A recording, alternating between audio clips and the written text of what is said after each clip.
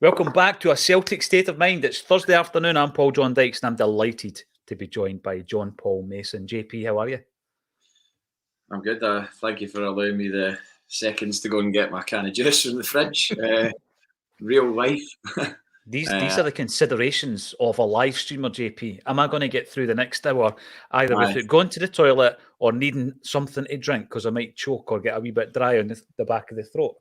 It's been a while since I've had a parcel getting delivered at the door. So It's good when you pick up the laptop and just take us on that journey, though, to pick up the parcel. That's what we like to see on A Celtic State of Mind. We are diverse. Since speaking, obviously, a lot has happened. I see that there is a tribute or a homage to the great man behind you, Daizen Maeda. And I was looking with interest. I always obviously watch the pressers. I was watching today's one just before we came on. Brendan Rodgers was saying that he thinks Maeda's better up front. What did you make of that comment? Well, I mean, he's better placed to make a call on that because we see him for 90 minutes. If he plays 90 minutes, and he normally does, we see him for a brief. He's with them all week. It's like spending time with somebody at their work. If you're shadowing them all week at their work, then you're going to get a better idea of who they are and what they're about. And we get to see the sort of the end product, I suppose, of the training and everything else. But he'll see what he does in training and everything else like that. So, look, a lot of people were questioning whether or not Maeda would fit into Brendan Rodgers' Celtic world, and he clearly does. And I don't know how. I think it was maybe before the transfer window closed. I said the one person that I was worried about Ange Postecoglou coming back to take from Celtic was Daizen Maeda, because it's becoming apparent as he's playing now, and as he's always played, but it's becoming apparent now the work rate that he has. And yes, he might not possess a wand of a left foot for crossing, and it is frustrating at times, but Saturday at Livingston, unbelievable, absolutely unbelievable. Matt O'Reilly was on a different football planet to everybody else in terms of what he was doing, in terms of holding the ball, passing, skill-wise, but Maeda matched that with his work rate, I think. Right, so there's two players for me that I think, if you're going to bracket players into a category, JP, that have improved under Brendan, it's the kind of conversations we were having before we've seen a ball kicked. Who is going to improve? Who's going to be suited to his style?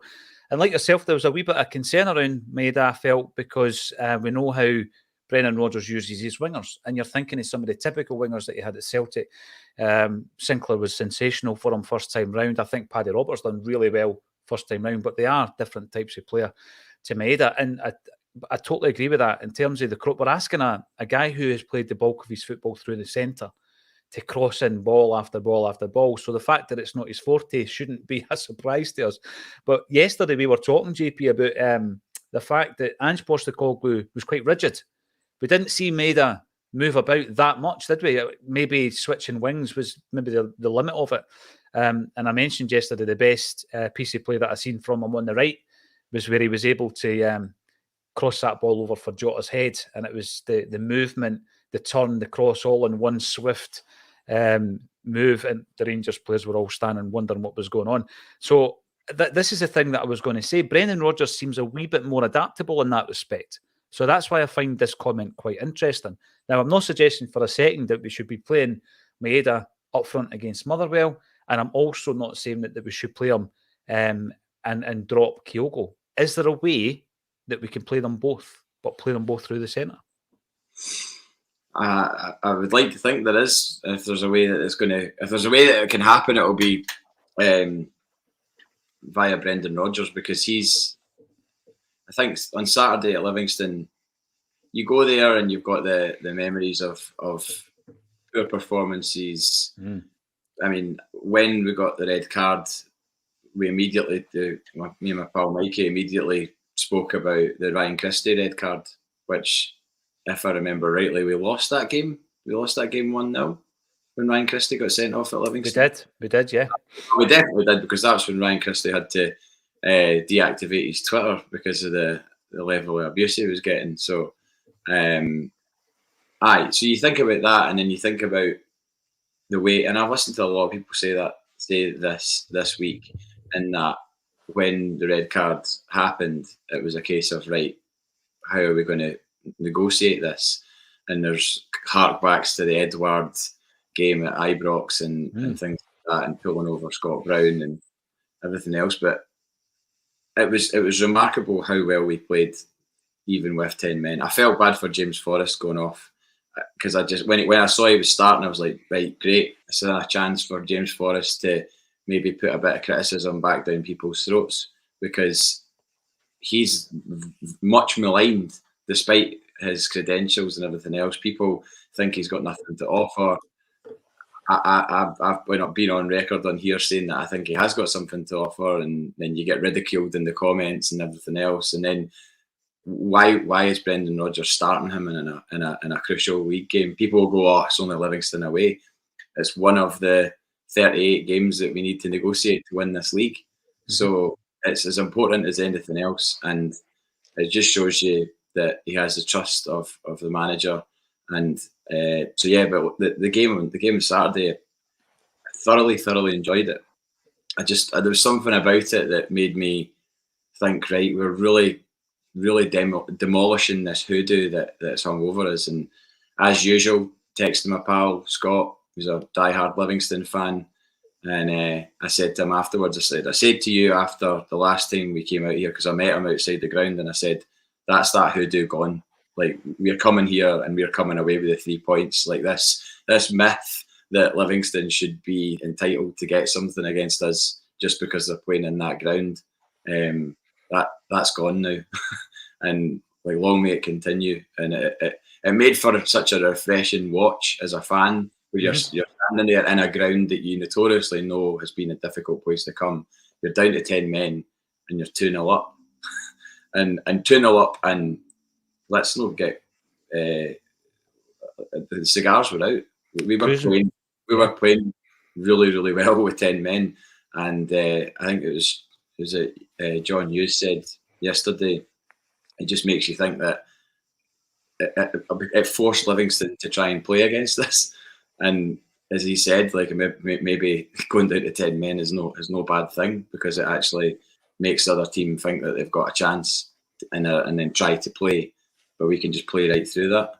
So yeah, no, without a doubt, genuinely one of the most enjoyable. Weirdly, despite it's not exactly the Maracana, is it? But like, I really enjoyed it as an away fixture, and I wasn't even on the alcoholic beverages. There was a visit to Chiquitos, the Mexican restaurant in the Livy Centre beforehand, and I abstained because I was doing a quiz at King Tut's later on, so I had to be sensible. I didn't want to, blur the mind. So I thoroughly enjoyed it. Your mate Scott, did he take the fact that the hoodoo is gone? They're able to win. He started questioning where the hoodoo came from. He's like, there's no such thing as a hoodoo. And I'm like, well, Brendan Rodgers hadn't won there. I mean, I don't know how many games Brendan Rodgers has actually played there. Maybe not that many, but he drew nothing each. And the first time round, JP, we played Livy twice. We beat them 3-0 at home, and we drew nothing each at the Maracana, as you call it. It's only Maracana. So yeah, he had 1-1 at home. He'd drawn one away. Then you've got after that the Neil Lennon period where we didn't win a single game in Livingston league game, and then the first league game that we played there under Ange, we lost. Obviously, that was a 1-0 game. So that was definitely a poor run. And that is what you do as a football fan. You call it a hoodoo. It then becomes a thing. It then becomes a difficult hunting ground. There's a psychology behind it at that stage. And like you say, the only way you can get rid of it is by winning games. And I think that the last couple actually have been like that, whereby we've kind of coasted it. So I would say, yeah, the hoodoo is gone. Absolutely. And the one thing I was going to say to you, because I know you go to a hell of a lot of away games, both domestically and in Europe. And, it's a conversation you and I have had for a long time, but the kind of wider conversations about Scottish football and the way that Scottish football does things. So we go to that stadium there at the weekend. We get the 3 stands, JP.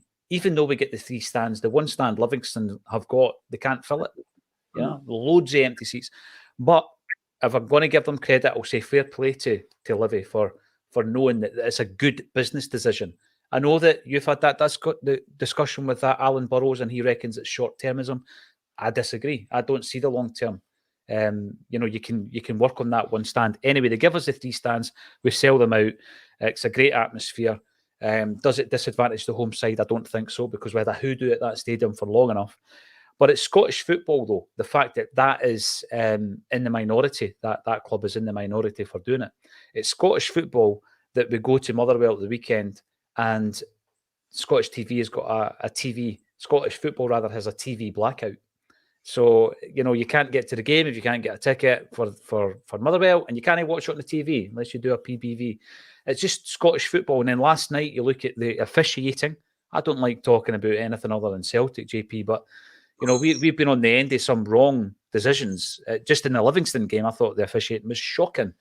Not so much the red card, but other decisions. And then you see that decision last night. So it's just Scottish football, time and time again. We get defensive of it when other people call it tin pot, JP. But then you look at some of these things, you think, how can we defend it sometimes?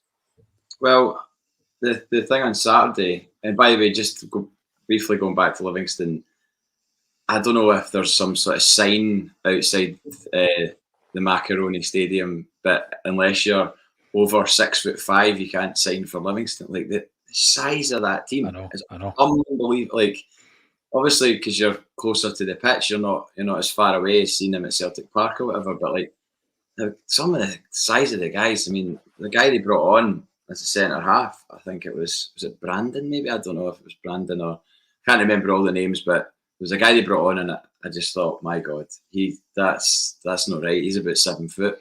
You see him next to like Kyogo and Hatate and things like that, and you're like, wow, what chance have we got? But then he got done for the pace, and they've not got the pace to keep up, and that's ultimately what caused the penalty, I think.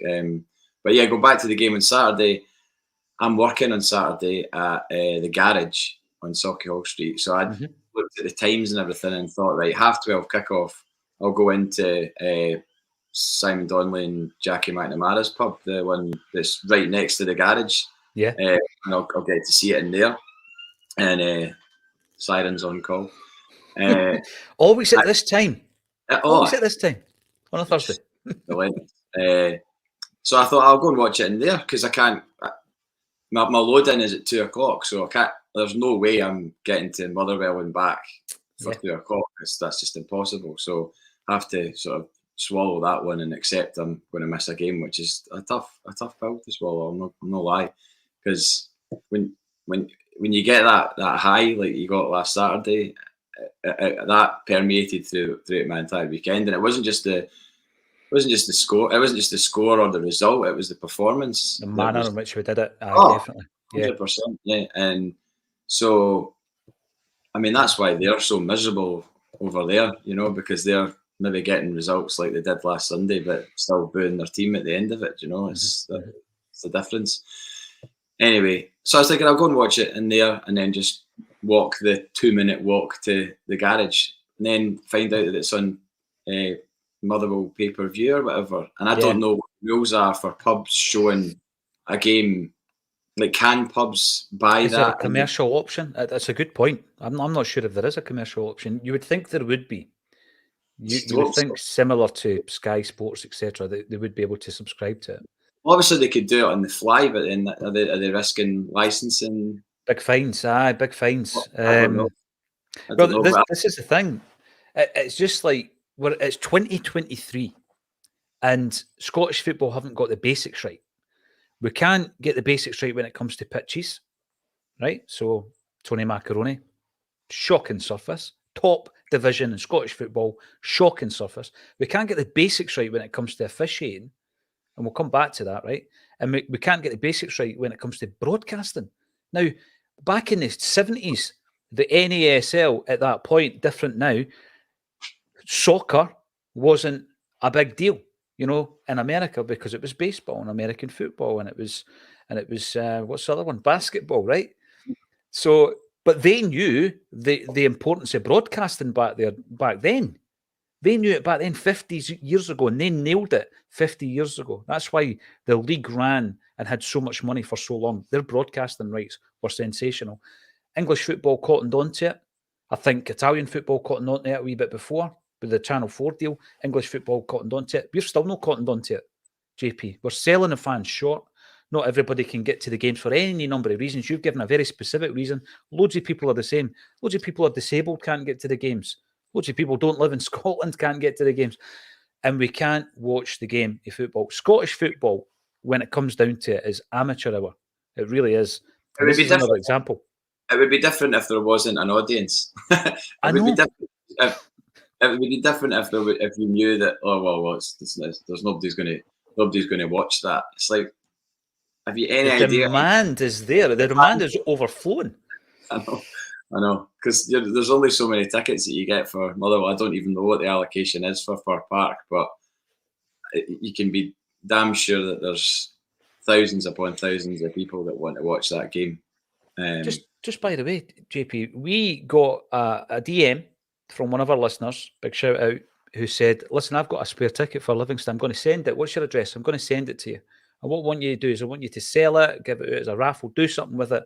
Whatever you make from it, give it to wee Jamie Tierney. Wow. So that happened, a big shout out actually. That happened, and I met our very own Colin Watt, took the ticket, paid the price of the ticket, and the money is going to Jamie Tierney. So again, it's like you say, JP, there is a huge demand. There's a high demand, not only to go and watch the game in person, but to watch it on the telly. How on earth are we going to market the game when we can't even get the basics right? And as I say, people have been getting it right. Even non-football nations, as they were at the time, were getting it right 50 years ago. And check us out. We can't get it right. 2023. Shocking. But I'm going to have to ask you, though, you're going to the garage. A wee digression. Here you go. There's a big gong. Wee digression. One of the best gigs I ever went to was at the garage, and it was the Beta Band. Wow. I can't remember the year, but I always put my tickets in the old CD inlay. I used to take the plastic bit off, stick them under it, so the ticket will be in the album. But unbelievable performance at the garage. It was sensational. And obviously they're a bit of a cult band and all that, but it's a cracking venue. Who is it you're working with on Saturday? Band called Gengar. They're playing in, so there's 3 rooms in the garage. There's the main room, which is where you've seen the Beta Band, and where Prince played, by the way. He played a gig in there. Great. A late night gig, a cash in hand gig. Like, he basically played the SECC, and then his management were looking for an after show for him to play, and Donald McLeod from the garage fronted up the 10 grand that he wanted to play the gig. Came along, wasn't even guaranteed that he was going to play the set, and Donald was told that. He came along at like 12:30, 1 o'clock, and played a set for 2.5 hours. Wow! Donald filmed the whole thing, and he's got a VHS of the whole gig. Has it ever been put anywhere, screens, anything like that? Yeah, wee bits of it have been released, but he's never shown the whole thing. So I'm gonna make sure there's a link to Celtic. Prince did play Celtic Park in the early 90s, so there you go. There's the link. I would have, like that to me. I mean, Prince is the best artist I ever saw live, like 100%. I saw him 4 times, and to see him at Celtic Park would have been. Was it like 93 or something like that? 90. Somebody will know. 90, 90. It was Cassidy. Terry Cassidy came in and he had all these commercial ideas, and one of them was, we're going to use the stadium for gigs. So there was a series of gigs. I know that previously the Who had played at Celtic Park many years before. That's the sensational Alex Harvey band supporting. Mm-hmm. There's a great poster, JP. Don't know if you've ever seen it. A great poster, and it's like a football that's getting kicked into space from Celtic Park, and it's the Who, and it's got the support and everything. Brilliant. So Terry Cassidy, the much maligned Terry Cassidy, who was responsible for bringing a young guy to the club to look after the club's finances, called Peter Lowell. So Terry Cassidy did that. He also looked at things like, how else can we make money at Celtic Park? And that's why he started doing gigs. U2 played there, Prince. The support act for Prince was Shakespeare's sister. Oh, aye. That's who supported Prince. And there were others. I'm trying to remember. Let us know in the comments. There were other bands played at Celtic Park. Wet, weren't they one of them? I don't think they played Ibrox. But give us a shout. Who played at Celtic Park? So did Simple Minds. They played Ibrox, and they flew a tricolour above the I heard that story. I heard that. You know who it was? Brian Adams. Brian Adams played at Celtic Park. All right, cool. Obviously, he was huge back then at that time in the early 90s because well, of that well, Robin Hood song. While we're talking music for the very brief moment in time, a couple of minutes. Music at Celtic Park, JP. Music at Celtic Park. I'm doing a show with Nick Kershaw tomorrow night, which I'm really, really excited about. So yeah, he played the original Live Aid, 4-song set at the original Live Aid. So it'd be cool to meet him tomorrow, and hopefully he's a nice guy and the show's good. It's at Oran Moore, sold out. It's been sold out for a year, I think. So is that right? Was that 84, the original? I remember watching it on the telly. Yeah, unbelievable. But there you go, Celtic Park. What other bands have you seen there? As well as the guys like Liam McGrandles and all that. I remember seeing Andy Lynch's son, Simon, playing before a game. Acoustic guitar on the side of the park. Oh, definitely. Has there ever been a Celtic player who's also played live at Celtic Park? Simon Lynch, there you go. A wee bit of trivia for you, ladies and gents. Talking of which, let's get you involved. Paddy Lavery, afternoon to you. The two Patricks, Paddy Lavery and Patrick Harold, first right out the, what would you say, right out of the cages. Aye, there you go. Good to see the pair of yous. And we've got Edward Moore. Good afternoon, guys. Do you think James Forrest, now, JP's already mentioned Forrest. I've written it down here. I want to talk about that. Do you think James Forrest will start against Motherwell? I think it will be Yang on the right. Now, James Forrest, I did feel sorry for him, JP, and I think that when you look at the fact, I would need to double check this, but from memory, this is his 15th campaign in a Celtic jersey. I think this is his 15th campaign in a Celtic jersey. He has scored and obviously assisted in every one of those campaigns, having scored and assisted more than 100 times. He's hurtling towards 500 appearances, which he might make this season. But it was a surprise when he was in the starting 11. What does it say to us? Is Brendan Rodgers looking at that and thinking it's a bit of a safe bet? Dodgy Park. Forrest knows it well. He's played many, many games here. He knows what's required to get a win here. Rather than maybe what we've seen against Feyenoord and Rotterdam, where we're throwing in one of the new signings. He looked a bit like a rabbit caught in the headlights. Not for the entire performance, JP. I would say for the first half hour, he didn't really contribute. And we couldn't really afford that at Livingston. So it was like, right, I'm going to go with my tried and tested and I'm going to put James Forrest in there. And actually throughout the season, I think there's going to be a few occasions that Rodgers decides to do that. Is Motherwell one of them? I hope so. I do hope so. And I think the clues in some of the chat that Rodgers has given in press conferences where he said things like, I like my teams to have a Scottish core. I like to have Scottish players playing in my side if possible. Obviously, mixed up with folk from other countries, of course, but I think he's obviously got in James Forrest a player who's clearly fit, is hungry, despite his numerous medal haul and his appearances and everything else. I would suggest that James Forrest will be someone that is keen to make a contribution and keen to maybe shut a few people up, because despite his not being on social media, I'm sure he's not deaf to the thought process of a lot of Celtic fans. And if I was in his position, I'd certainly want to get a jersey on and go out there and bang one in and turn round and be like, maybe I wouldn't do that because you get it tight. But it would be nice to be able to see. Remember Van Hooydonk used to do it? The big Hulk Hogan. He used to do it. I don't know if he was doing it to the Celtic fans necessarily, or if he was, I don't know who he was doing it to, but I don't think any of us really doubted him his abilities. Like from the moment he stepped foot on a pitch in a Celtic strip, you could tell he was different gravy. I mean, his touch was just unreal. I remember the interview with Tommy Burns after his debut, and Tommy Burns talking about he's not just a big, lump that you just fire balls up to. You can play it to him on the deck and he'll turn somebody and score, and he did on his debut. What a goal. Hearts, wasn't it? Hearts, Hampden. Yeah, one each. Hampden. November, I think. See, yeah. I remember that as well. Looking back through the old newspaper archives, actually, we beat a couple of English clubs to his signature as well. So it just shows you that, back in those days, we could do things like that, JP. We just can't do it now. And I'm talking, I think Sheffield Wednesday were interested in him at the time. And we got the deal across the line. There's a player that we brought in and really developed, because he came from, although he was coming from the top league in the Netherlands, he didn't come from one of the fashionable clubs. He came from NEC Breda, where he had scored goals, I think, over a period of 2 or 3 seasons prolifically. And by the time he leaves us, he goes down to England, he gets into the Dutch national squad, he goes to Feyenoord. Everywhere Van Hooijdonk went, he was prolific. Now, I know he divides opinion among Celtic fans. This is something I found quite interesting. It came back to the fore when we announced that we were going to be working with him on a gig. So he's coming over next month, actually, to Simon and Jackie's place, Don Max. Sold out, completely sold out. But I did get a bit of heat online for that. But listen, I expect a bit of heat from time to time, JP, and I understand why people would say it. And a lot of it, because I would much rather say, why don't you want Van Hooijdonk? He's this, he's that. But the big thing that came back to me was the comments that were made around the homeless. Remember when he was in he was in a kind of contract dispute with Fergus McCann at the time. And I think at that time, he had come over but I'm paraphrasing here, or it's throwing memory, 7 or 8 grand I think he was on at the time. But then we had brought in Cadet, and then we had brought in Di Canio, and they guys were on 15 grand. And this was his dispute. There was an agreement of sorts with McCann. You do well, you get more money. Maybe at the end of your contract, mate.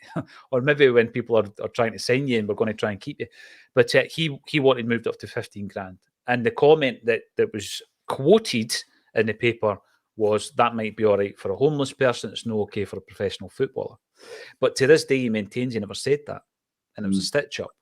And it was a stitch-up in the press. So, there you go. I'd much rather put him on a stage and ask him the question than go by the 1990s press and the way that they were working at that time. And some might say they still are, JP. So, I think it's a decent debate. It's a decent discussion to have. No, absolutely. And just going back to the what we were talking about there, because as ever, we went off on a tangent. What was off on a tangent? Was it the garage? We've never got back yet. We've never got back. It was because I did that celebration and we started talking about Van Hooijdonk. No, but you were talking about the players, the current players. I think there's maybe an element of protection that Brendan Rodgers is trying to give the new guys, because maybe they're not quite ready, and we are putting in guys like Yang and Palmer, who haven't really had that chance to sort of acclimatise, really. And away at Livingston, I think there's been a lot. You read stuff online and things like that, and it's never really a massive reflection of what everybody thinks. But I've seen enough of it to think that quite a lot of people think that we've signed dross this summer, and why didn't we open the checkbook properly and sign a couple of £5-6 million players? Now, I'm certainly of the thinking that we could have and maybe should have got in, if we could have, a Jota equivalent or a Carter Vickers equivalent signing in the transfer window. But I don't subscribe to the idea that the players that we have signed are dross. No, because that seems to be what some people are thinking, and I think maybe in order to maybe protect them from that a little bit, Brendan Rodgers is going, right, well, I'm going to play a guy that has been around the block, and in this moment in time, in the early part of the season, while we're preparing these players, because some of these players that have come in clearly aren't for now. They're for the future, as we've always done. But some people are okay to adapt and hit the ground straight away, and some people aren't. And that's why you've got Kwon starting in the B team and Tillio playing in the B team as well. Obviously, that's more to do with they're coming back from the injury and whatnot. But I think there's definitely an element of trying to protect the new signings. That's just an idea. I don't know if that's necessarily true, but it's just how I maybe think. I think that's fair enough, and there might have been an argument to suggest that is where we've gone wrong a couple of times, and one of them was probably Kilmarnock, where we've thrown in Odin Thiago Holm, who, by the way, I rate, and I do rate highly. I do rate highly. But is that the best? It's all right with hindsight. I would need to go back to my pre-match to see if I was happy with him playing. But is that the best game to put that 20-year-old in. I think at the time I was probably flying the Iwata flag because I really rate Iwata in that position. I don't care for him at centre half or right back, but I think central midfield defensive is his best position for us. So I probably would have gone for him. That wouldn't have been with hindsight because I'm a big fan.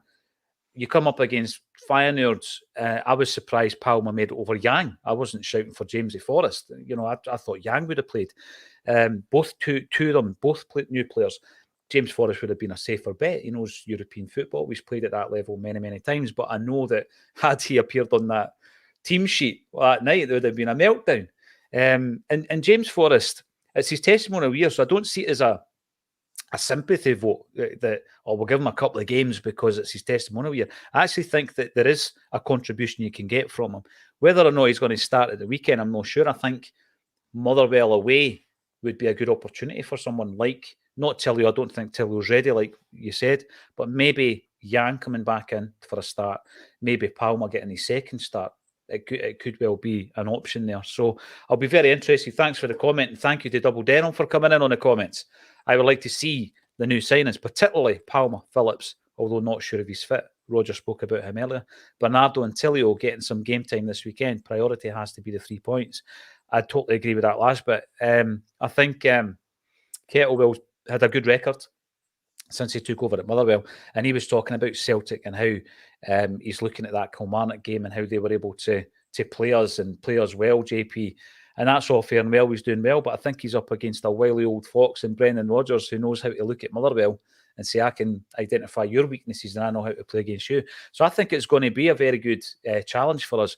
Rodgers has intimated that Nat Phillips, when asked if he would be fit for Lazio, he intimated that he would be fit for the weekend. So I'm going to ask the question. Double Denim's brought it up. Thank you very much for your comment. Right, he is fit. Let's say he's fit. He's fit for selection. Who's your two centre halves, JP? Well, this is another snooker move, isn't it? Where you're looking for your next shot, and your next shot is Lazio at home. Yeah, which is a different kettle of fish. No disrespect to Motherwell, but it's a different kettle of fish. Everything you hear about Lazio at the moment is always going to accompanied by, they've had this terrible start to the season and all the rest of it. It's like I don't really care about how they've started domestically. It's Celtic in Europe. Our record at home in Europe is not great. I don't know why people suddenly think this giant magic wand's going to appear out of the sky and make everything okay next Wednesday, because I'm going to go into that game with the same apprehension that I have with every game. Obviously, there's a degree of confidence with the way that the team's playing and the way that we've negotiated. Again, different levels, but Livingston away with 10 men, Feyenoord away with 9 men. You kind of think that we're somewhat better equipped to deal with this challenge at home than we have been, but we haven't got the defence that we would ideally like, and that's the problem with who do you play on Saturday, because you need to have some sort of rhythm going into that game, and Lagerbielke's suspended for Wednesday, so therefore does he drop out and does Nat Phillips come in? I can see the thinking. You want to get that partnership. Obviously, there was 45 minutes against Dundee when Phillips and Scale played together. Then Phillips gets injured, so they've only played 45 minutes of football. They're coming up against Lazio next week because they're going to start coming in thick and fast. And so I can see that thinking, JP. I don't think you're dropping Lagerbielke through bad form. I don't think, that it's one of the ones Rodgers is going to have to manage it, because if Lagerbielke does drop out, Rodgers is going to have to manage him one-to-one.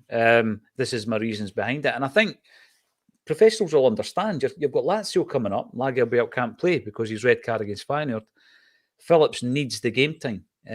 He does know that level of football, Champions League. He's played at a high level. And I'm pretty sure if he hadn't rolled his ankle, he'd have played in every game leading up to that game against, obviously, Lazio, but also Feyenoord. So, yeah, I can see that being a change. And it's not due to bad form. It's not a punishment for Lagerbielke because he's made mistakes, etc.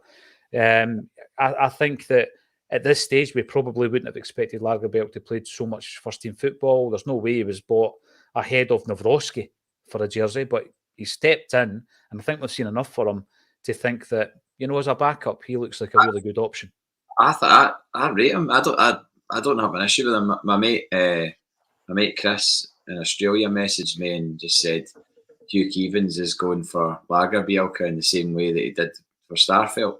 Right. And I haven't heard it. I mean, I don't listen to Super Scoreboard religiously. I listen to it here and there, usually for a laugh and in the wake of a result from elsewhere in Glasgow. But I think most people do that. But I didn't hear Hugh Keevins commenting about Lagerbielke, but apparently, yeah, he's basically labelled him a bomb scare and blah blah blah, and it's just like that's poor. I mean, the guy's he's a young guy.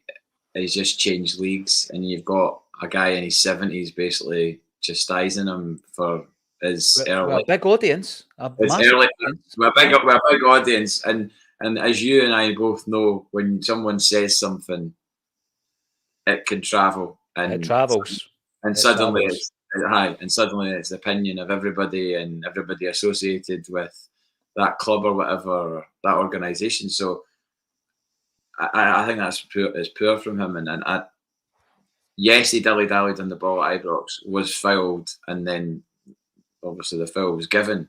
And yes, he put his hand up against Feyenoord, against that player. I still think he was incredibly hard done by in that instance. I don't think that's like naivety on a massive scale. I think it's unfortunate more than anything.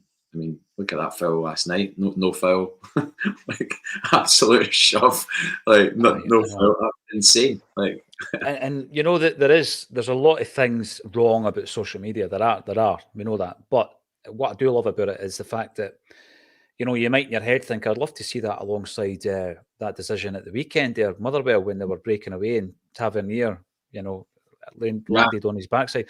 Lo and behold, somebody puts it side to side and you're able to watch them last night. And I'm just thinking, where is the consistency? But I'm going to go back to Hugh Keevins. Hugh Keevins has been on a Celtic state of mind. I need to put this out here, right? We've got an unbelievable archive. You just need to search through the YouTube channel. We were recording podcasts for 3 years before we appeared on the screen during the pandemic it was. So there's a huge archive, and I did interview Hugh Keevins at some point in the last 6.5 years. So seek it out is what I would say. Paul Gallagher one, that was my day dot with this channel. You were there from the start then. That was the first episode. Yeah. That was the first episode, Paul Gallagher. Saw it appear on Twitter, and I was like, oh, that'll be an interesting interview actually, because you don't really hear from him that much. I mean, that's right. He does DJ sets and stuff like that, and he's kind of on the coattails of Liam when he's playing live and things like that. But I bet he's got a story to tell, and that's what made me want to listen to it. So yeah, I remember reading his book that he wrote with Terry Christian, and it was funny, but it was also like a different take on everything that had happened. Obviously, over that period, it's a short period of time where they went from playing pubs to being, the biggest selling artist in terms of live music in British history at that point. But I remember that, JP, because I remember looking at you on Twitter going, oh, John Paul Mason, that's the guy. And I've been reading that New Order book. I'm going, that's the guy that used to put on gigs in Scotland for New Order.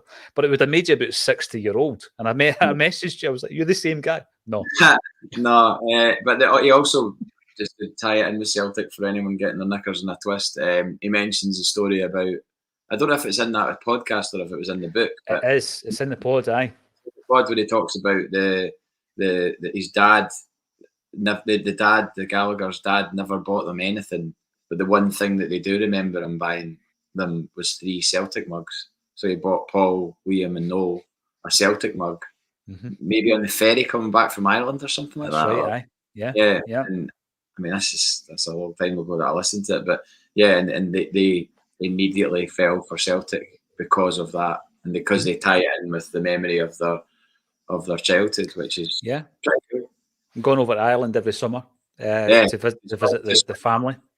To Swinford in County Mayo, by the way, and I don't know if I've told you this before, but I used to go out with a girl from Swinford, so I know that street and everything, and it's obviously next to Castle Bar and Westport and places like that. So I know that part. I know exactly where they would go. Oh, there's no doubt. There's no doubt. Paul was the real deal. You know how a lot of people align themselves to football clubs because it's trendy. But, you know, Paul was running buses in the 90s coming up here for games and all that. In fact, I think a lot of his contacts were from the Bathgate area, and he would come up and maybe meet people in Bathgate and all that. What? I Yes. didn't know that. Yeah, aye. So Wow. there's a Celtic supporters club who know Paul Gallagher and they're Bathgate based. Well, I know, not well, but I know some of the guys. Stephen Gallagher, the golfer, is one of them. So the crowd that he runs about with in Bathgate, guys like Jed O'Hara, Burnsy, there's all these guys that were all like a few years older than me, but I knew they were all like proper Celtic fans when I was a wee guy, and I was just like, oh, they're like like they go to the games and that. They go to the games. They're allowed to drink booze and all that kind of stuff. Aye. No, but that's the Paul Gallagher thing. And again, I've digressed, so apologies. But Hugh Keevins was not even one of the early interviews, but he got interviewed. I remember going through to the studio, I think it was in Clydebank, and we interviewed him there, and he's talking away about his Celtic upbringing. And it took me back to the Commitments movie, which I've not watched in years, but I love. And it's a picture of the Pope next to Elvis. And he was like, in his house, it was a picture of the Pope and Charlie Tully. He said that's what was in his house growing up. But as we know, in terms of media, things happen. People then have a completely different take on Celtic as a whole or individual players. But I'm going to tie it in because a few weeks ago I was talking to Tosh McKinley. And remember the headbutt incident with Henrik. And Tosh got a phone call. He was like, look, I'm not talking about it. I'm in enough trouble. I'm not talking about it to anybody in the press. What I'm not going to do is sensationalise what's happened. I want to, get on with my business. I've been fined. I'm just going to get back into the team, back into the manager's favour. I'm not talking about it. You're not getting a quote from me. The following day, there was a double-page spread from Hugh Keevins, with a quote from Tosh. He was raging. I'm going to have to try and see if I can find the actual interview, in inverted commas. So Tosh waited until Hugh Keevins was back on the radio and phoned in the radio show. It took him to task live on radio. I'd love to hear the footage. Anybody out there with a link to it, let us know. Oh, that's amazing. Yeah, so he phones up Hugh Keevins. He's like, Shug, I never said that, and I told you not to print it. So I'd love to hear that. He was like, I was not letting him away with that, So if anybody can remember us, tune in, because you know what? It's not a big thing. Me being in Fife, it's not a big thing listening to the radio phone-ins. So I certainly didn't hear it, but somebody out there might have heard it. Xander Mack, you don't know what you've got till it's gone. Give Joe Hart another year. We were chatting about Joe Hart yesterday, and I think that I have been a fan. I remember saying that pound for pound he was the best player we had signed under Ange. Obviously, Matt O'Reilly's proven that completely wrong at the moment. But Joe Hart, for me, everything he brought to the club was just what we needed at the time, with the leadership, the experience, the calm head. And yeah, he's made a lot of mistakes over the piece, but I thought that when Brendan Rodgers came in, JP, we were going to get a season a lot less drama out of Joe Hart. And I think we have had so far. People are pointing to what happened at Feyenoord with the free kick. Okay, he got sent off. That's his first sending off in something like 750 games of football, ever. So my opinion of Joe Hart's not changed. And I agree with Xander. I think Joe Hart, for me, another season, even if we've brought in a goalie who might end up being your number one, JP, I think we keep Joe Hart at the club for as long as we can. I agree. I agree. And again, there's been plenty of people that have slagged me. A quote JP's defending of Joe Hart is tragic to listen to, or something like that. That was one of the. That was last week, wasn't it? I heard that. Seen it. No, it's happened a couple of times. Apparently, he's no good. He's done. He's a dud. Get rid of him. We've won 5 trophies out of 6 with Joe Hart in goal. Yeah. For Celtic. That doesn't happen because you're just coasting. He's been a huge factor in winning us those trophies. Yes, you can now chalk it down to 5 out of 7 because we're out of the League Cup so far, but we've still got 2 more to play for this season. And as I said prior, if at the end of the campaign, well, currently we're 1 out of 1 in the Champions League, and if people are seriously blaming Joe Hart for our defeat against Feyenoord, then I think you're looking to point blame more than correctly pointing blame. I think that's how I would put it. That's more a desperation to be right about something. You know, I think at the end of the campaign, if Joe Hart has thrown many goals into our net, and it's quite clear that he's not good enough at that level, then fair enough. I'll hold my hands up and say we should have definitely signed another keeper, and Joe Hart wasn't good enough. But I didn't leave that game last week in Rotterdam thinking Joe Hart's done. That's his fault and blah blah blah. I'm not saying that to back my own comments up. I'm just saying because I say what I see, and obviously it was horrendous to lose that free kick right on half time. Matt O'Reilly gave away the foul. It was a needless foul. Yeah. It's a bit like Lagerbielk. You could take that back to the first booking. I know he gets the second one, but the first booking seemed so. For me, that was an issue. I thought to myself that was a cheap booking. So you could take it further back, couldn't you? And you're right about O'Reilly. I just think when you praise a team, it's a collective effort, and when a team loses, they lose as a team. That's their mantra. You know, they don't throw each other under the bus, and I just don't think that we as fans should do the same. I think it's quite unbecoming, really, when you just single out somebody to be a scapegoat or whatever. I think if someone clearly over a consistent period of time isn't playing well, the chances are they're going to get dropped. It won't be on us to make our opinions heard. They'll clearly not get a game.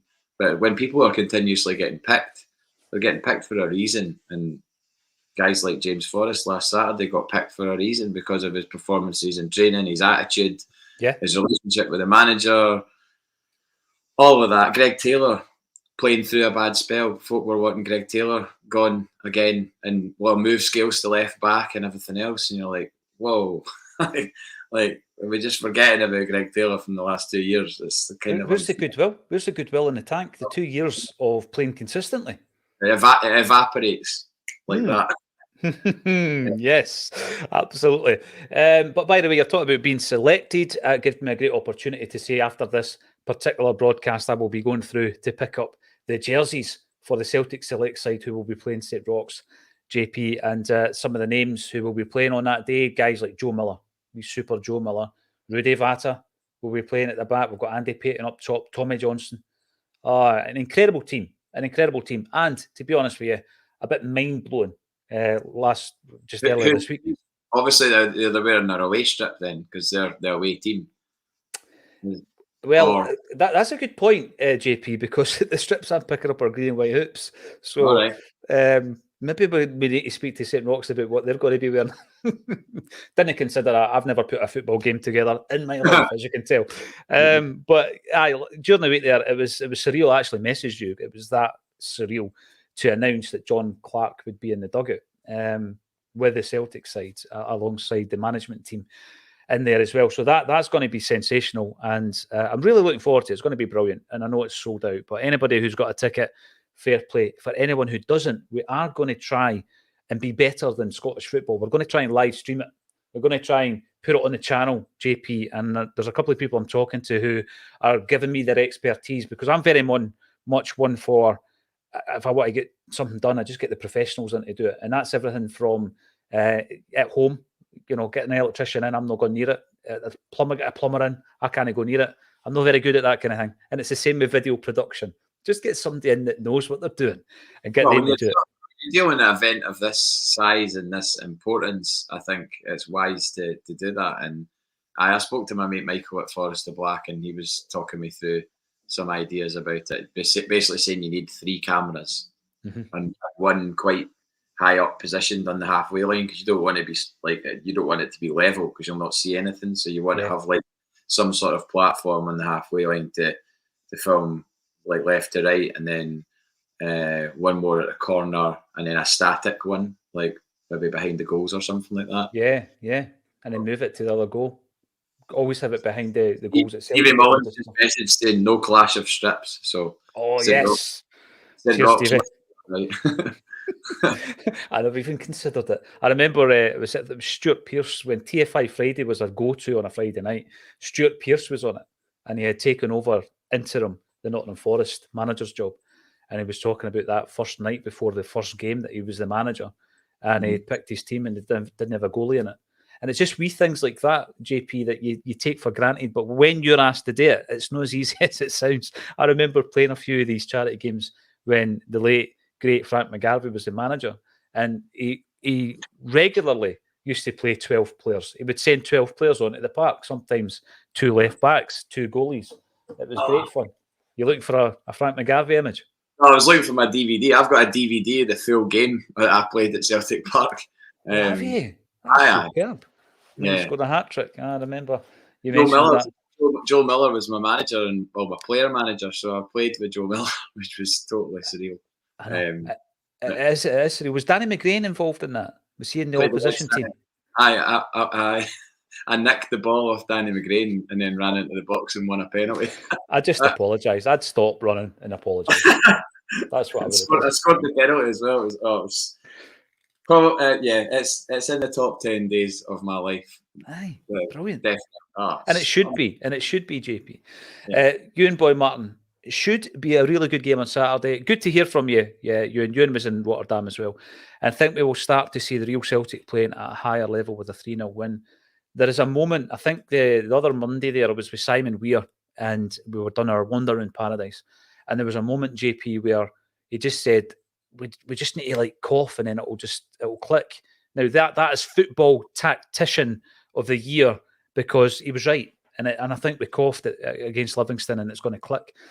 Cardiff Carnell has just received his 120th anniversary of the Hoops. You got that one, by the way, JP? Did you get one? Yeah. Do you know what? It's still in the packet. I've not opened it. I don't know why. I just put it down on a shelf in my bedroom and I've not opened it yet. So I have seen it in the flesh, but I'm waiting for the moment. It's like my big brother. He buys trainers and doesn't wear them. Just every so often. I haven't worn my Celtic Sambas yet. They're still in the box, fresh in the box. By the way, see what I remember? See the Livingston thing? See when the boy ran onto the pitch? Yes. And obviously there's been some cynicism from some corners. 20-minute Tim's tweeted and said that this child is a paid actor. And that is amazing, right? However, it is, but by the way, people on Twitter would have thought that they were actually claiming it to be fact. I know. But I mean, I saw it for what it was. It was a brilliant moment. I think an iconic moment as well, because I'm not saying that moment suddenly everybody loves Brendan Rodgers again that maybe didn't, but just to see him walk towards the Celtic end, particularly the green, the hardcore, the Green Brigade, like with his arm around the wee boy, just there's a shot from the back, and it's just brilliant, like proper. And then he gives the fist punch. I think like he's gone from people questioning whether he's having a good time with his sort of reserved demeanour and his performances. That's starting to relax a bit now, and you can see that he's bristling, and he's kind of right. I'm going to prove that I am still the manager that can do this job. And that defeat in the League Cup, I think, that could be the spark that gets us going and gets us really, really competitive for everything that we do, because he'll be gutted that he lost that. And there's now semi-finals at play that we are not involved in, and you can point to those nights and go, we should be there. Let's make sure we're there for the Scottish Cup, and let's make sure we're back again next year. Get our trophy back, because it is kind of becoming our trophy. But it's his standards, isn't it? And that will to win. He hates losing. But there's a couple of things there. There were moments, I think, in Ronnie Dyla's and Ange Postecoglou's career away from home where they've gone up to get the applause. I think you and I spoke about this, both at Pittodrie. They go up to get the applause, and there's a moment. And it's the first time we see the Ronnie roar, for example. Or Ange goes up and he's beating his chest and everything. And you remember these iconic moments, and they're almost turning points in the relationship between the fans and the manager. And I think that we know that Brendan, he's been here before, but there was that moment. There was the same kind of feeling. It's at an away ground, wee bit of adversity with the sending off, JP. and he goes up there, and it just so happens the wee fella has sold a few dummies, and he's getting, but then he's getting taken down. And Brendan goes right over. I love it. There's a moment where he shoves one of them out the road. It's just like, no, just leave him. I've got a video. I was filming him.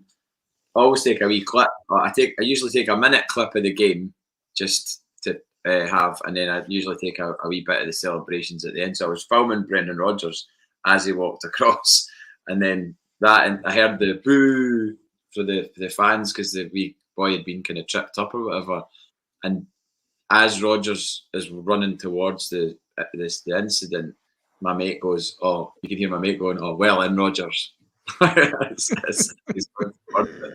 So, aye, brilliant. Loved and it. did you notice that the steward that ran away from Rodgers, he looked like the guy out of the Nightmare Before Christmas. He had these big, long black legs. Did you notice that? Like really thin legs. I was too fixated on the iconic moment that I was seeing unfold before my eyes. Loved it. But another thing about Brendan Rodgers and his demeanour and the way that he's coming across, I'm going to throw something at you here. Remember when Neil Lennon came back and people said, that's not the Neil Lennon I remember. Remember, he was very reserved and, kind of low-key. I'm talking about the end of Rodgers' last season at the club. And he got the job done and took us over the line and we won the treble. And then eventually, Neil's own personality started coming through again. But I just think there was a period when he was bedding in. And obviously, Rodgers is back. It's his second term. There are comparisons and there's similarities there. But I think eventually we will see the fully, confidence Brendan that we're used to.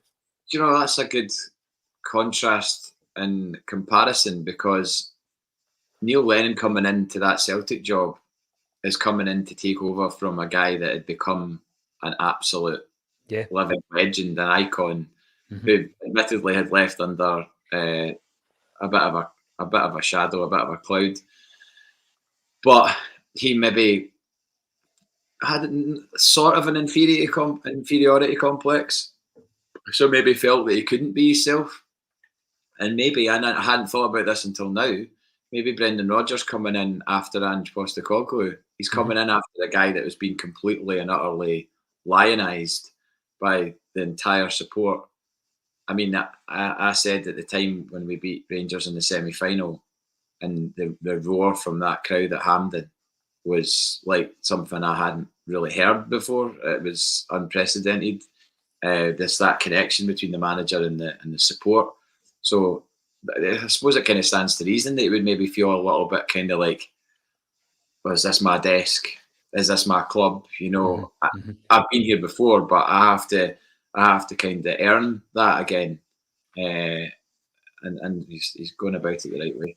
No, you're right. I think it is. It's interesting. An interesting point. Barry O'Sullivan will ask Paul and the team to shout out. That's a shout out to Jungle Lion, who is very, more often than not, I would say, in the top 10 commenters, first on the show. And we haven't seen him today, so hopefully everything's all right with you, Jungle Lion. The underwater cabbage salesman, happy birthday. Good afternoon.